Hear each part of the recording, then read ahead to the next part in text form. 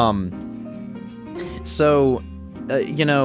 the first sort of maybe perhaps silly question about Russian radio on WRFL is, why is there Russian radio on WRFL? Well, that's a good question. I think my professor is going to be able to talk about that a little bit more fully. But what I know so far is there is kind of a pocket of a Russian community in Lexington, and I think Russian Club wanted to reach out and get in touch with them, and one of the best ways to do that is through radio. Yeah. Well, I mean, certainly talking to the rest of the community, wider community as a whole, all at the same time through, radio format is definitely a way to reach them. Are you really in touch with the Russian community? I'm not really in touch with the Russian community. I do things for the Russian Club, but I got into the DJ position kind of accidentally. Last year, she asked me if I would like to be the DJ. She had asked a couple people. We were gonna like swap days, so like I'd do one week and they'd do another week. And she came and asked me, and I was like, oh no, I'm not gonna have time. I've got too many classes. And then she was like, but Esphir, you have a lovely radio voice. And I was like, well, then I would be doing everyone a disservice by keeping them from my lovely radio voice. So then I agreed to do it, and the other two people ended up dropping out, so it was just me. But but I've really enjoyed it. It's been a really fun thing for me to be a part of. Goodness. So, flattery gets you everywhere, basically. It's a good way to put it. It definitely puts you in positions maybe you didn't really think that you were going to go, but that's awesome. That's a really fun. So you're a student here at UK. I am. Are you studying Russian? I study the Russian language. I am not. That is not my major. My major is actually what's a Bachelor's of Liberal Studies. It was chemistry, and I realized I could get out of here a little faster if I did a completion degree. So that's what I'm doing now. But I kind of study Russian as like. I was studying it as a requirement. The arts and sciences has you do 3 semesters of a language. Yes. But at the end of last semester, I was enjoying it so much, and I realized, I'm going to miss it if I give this up. And one of my life goals has always been to learn a language, so now I'm doing it kind of personally. I'm not doing it because I have to. I'm doing it because I want to. That's fantastic, taking it into your own stride. Yeah. How long have you been doing Russian now? So this would be my 4th semester. You just entered it right into college. You didn't start it from high school or anything like that. No. No family connections. No family connections. They were like, "What language do you want to take? You have to take a language." And I was like, "Well, I could go the easy route and do Spanish because I did Spanish in high school." And I was like, "Or I could have some fun with it and do Latin." Yeah. Hey, Latin scholar right here. And then I was like, you know what? Russia's an up and coming country. They're going to be a really important language to learn, I think, in the next couple years. And so I was like, you know what, let's invest in my future. Yeah. Let's do some Russian. Heck yeah. Sorry, I just got distracted for a moment because I received one of the few callers to this show. We'll take your call maybe some other time. Donna, I guess that's your name. I think you're right that Russian culture is sort of becoming a little bit into its own. I wouldn't say that I am an expert in any such field or topic, but just watching Chef's Table and seeing like a Russian master chef like just talk about how much he loves Russia was just really fascinating and enlightening to their own little cultural revolution that they're sort of going on. People, I think, oftentimes associate patriotism specifically with America, but there's a lot of Russians who are very proud of their culture. They're proud of the strides that they've made just in the past 30 years as far as civil rights, and they acknowledge that they've got a ways to go, but they're encouraging. They're not giving up on their communities. They're wanting to enrich what they already have, instead of abandoning it and doing something else. They want to improve their current system. Yeah, mad respect to that. Oh yeah, definitely. But this show that you host, Russian Radio, is not this is not the first schedule it has been on. No, no. I think it's actually been on 5 years now. Oh my goodness. Yeah, it's been on a while. I didn't know that. Yeah, yeah. I think my professor was just telling me about it. I think it's 4 or 5 years. Yeah.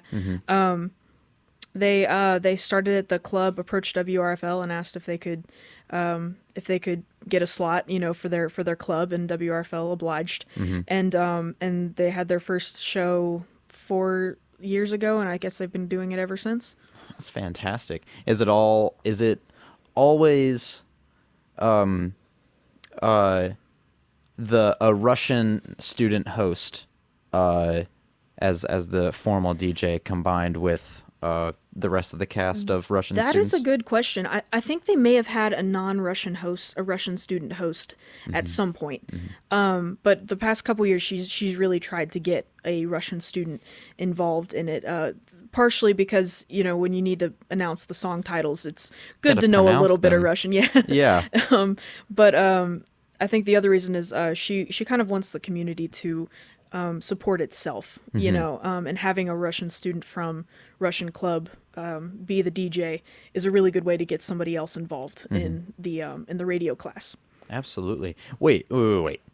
It's a radio class? It's a class. Yeah. So the Russian readings is all this whole Russian radio program is surrounded by an entire Russian radio class. Yeah, I'm getting credit for what I do on air.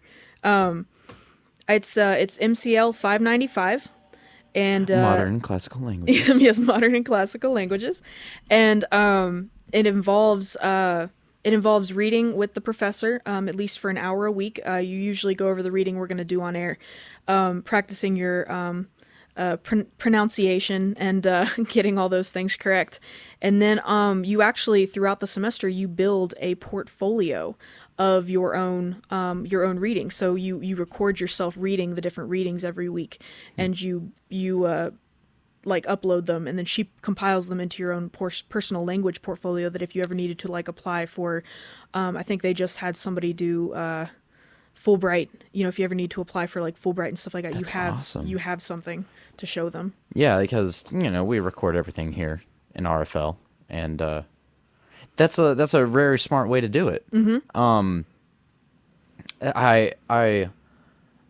I know that you're just a student, and maybe you wouldn't know everything about the other languages departments. No. But you don't know that if any other of the other language departments have anything like that, do you? I am not aware. I think there's independent. It's kind of like an independent study, really, because you're doing something separate from the rest of the curriculum. So I'm wondering if maybe there's a culture class or something like that that would be very similar. At least as far as looking up readings and engaging yourself in literature and stuff like that. I'm sure there is something else like that, but I'm not aware of it. Yeah, but nothing that's so academically enhanced and also broadcast on WRFL. Yeah, nothing. As far as I know, the Russian club is the only club that has its own radio station. Well, doesn't that make you feel special? Spot. Oh, it does make me feel very special. Yeah. Do your other classmates enjoy the coming on and reading? Do you ever read yourself? Yeah, every once in a while. I did a poem. I've actually still got it memorized. Would you like to hear it? Yes. Okay. Okay, it's by one of my favorite artists. I can actually play you the song afterwards. Oh, yes. Would you like that? Yeah, perhaps we can do that in just a second, and Yeah, we of can course. just skip the reading for a second, because I have so many questions about Russian radio and other things like that. Tell me the general your general format for doing and performing this show. Okay, so I usually come in, I do the announcements at the beginning of the hour. Usually I announce things that Russian Club is supporting or hosting. We've done things like poetry reading nights with piano playing. We've tried to kind of get Russian Club involved with other things. So we've done things with the music department. We've done things with other languages. So I do the announcements at the beginning. I do an hour of straight music. And then the readers usually are they're supposed to show up at 5. They usually show up a little bit late. Yeah. 5:15 about. Yeah. And so then they do their literature reading. We take the necessary breaks, of course. And then they translate their Russian reading into English. And then afterwards, my professor really likes to talk a little bit about the cultural significance of whatever we're reading, or of the author that we're kind of doing a little biography on at the beginning of the reading portion. Usually they have a little thing about their life, about their important works, usually where they died, and then when they get into their actual writings. Yeah, she picks really good stuff too. Yeah. Does you, and we said just a second ago that your professor is going to join us on the show here in a little bit, but and she can of course answer some of these questions too. But does she often prepare? Does she often say, "This is the author, writer, poet, culturally influential person that we're going to focus on today or this week, and you guys are going to prepare your readings based off of this person"? Well, she actually sets up the readings. So she's the one who comes up with all the stuff that we read. What we're really responsible for is the reading and the translation. That's where she puts the most emphasis. Gotcha. Is making sure that our translations are as accurate as possible. Okay. And I assume that those translations aren't right on the spot, like right after you just read them for the first time. That's never happened before, right? No. Well, actually, we've got a couple kids who have with actual Russian backgrounds, so they have family members who are Russian, and they come in, and you can tell, if you ever listen to our show, which I highly encourage, you can tell who is the real fast, fluent speakers, and who are the little kind of quieter, mousier, struggling through a couple words, Still new to the language, kind of, Still learning, But that's part of what's so important about the reading classes. Reading is like the visual part of reading is so important to language learning, but so is actually saying it. And so to be able to just say words as they come across, it's easy to memorize something, but to say words as they're popping up in front of you is such a valuable skill. Absolutely. Yeah, I mean, well, that's half of language, is being able to speak it as it comes to you. Being able to speak it, yeah, pretty much. Yeah. And you really haven't been doing Russian all that long. I mean, 4 semesters is 2 years. Yeah. Do you feel like you're getting some level of fluency already? I would not say fluency. I would say that I'm a lot proficiency. Yeah, I would say proficiency, apprenticeship, something along those lines. I've gotten a lot better than I did at the start of last semester, which was my first time DJing with Russian radio. And in fact, we had some live music on a couple weeks ago, and one of the ladies, it was One Lane Bridge, by the way. They were fantastic. And one of the ladies who's a member of the band was like, "Oh, Asphere, I listen to the show every week. You're getting so much better." And that was just such a compliment. Oh man, that warmed my heart.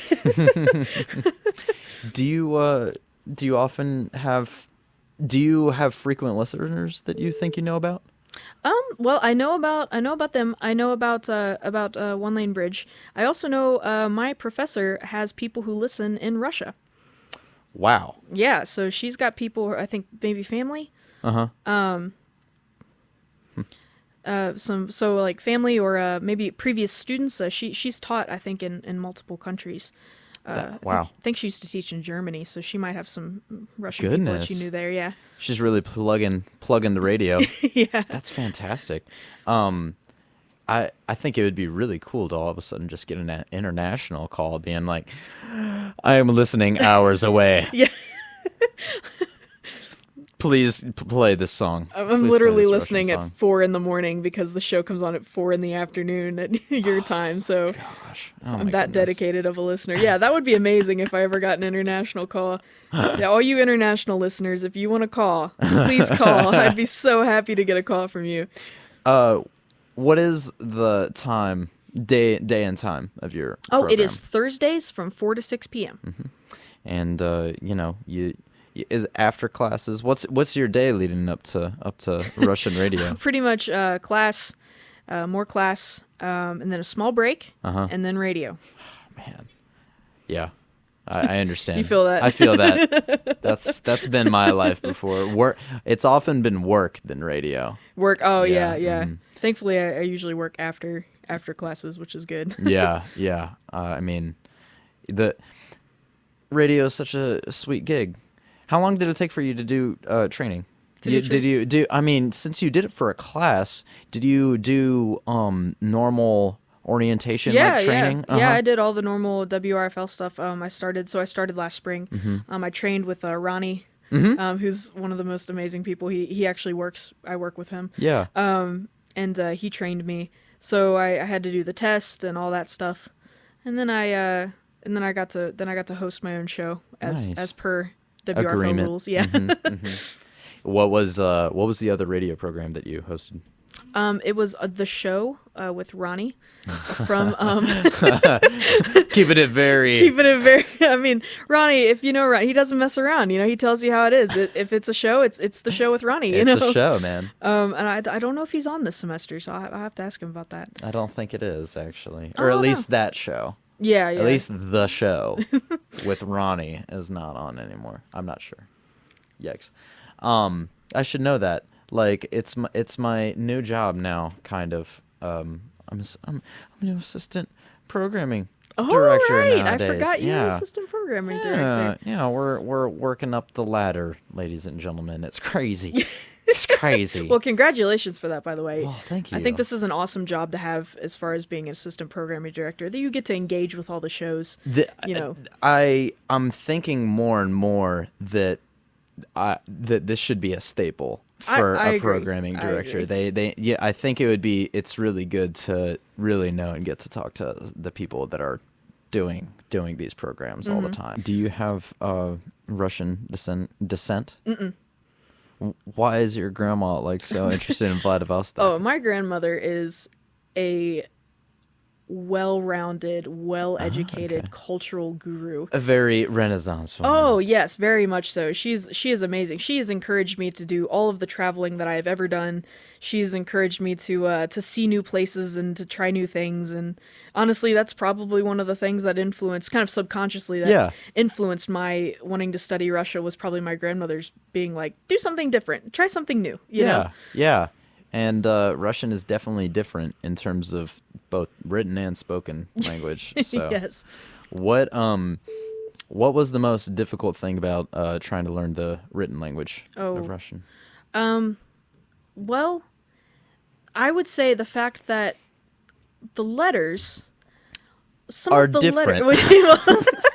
Well, I was going to say, some of the letters are totally different, but some of the letters look like English letters, but make a totally different sound. Oh. So, for example, the one that always trips me up, P in English is P, but P in Russian is R. And I cannot tell you how many times I have gotten stuck behind a truck that said, like, how's my driving, something, something page, and I've read it as something, something rage. And entirely, it's that's hard. Is that where, like, Prussia and Russia comes from?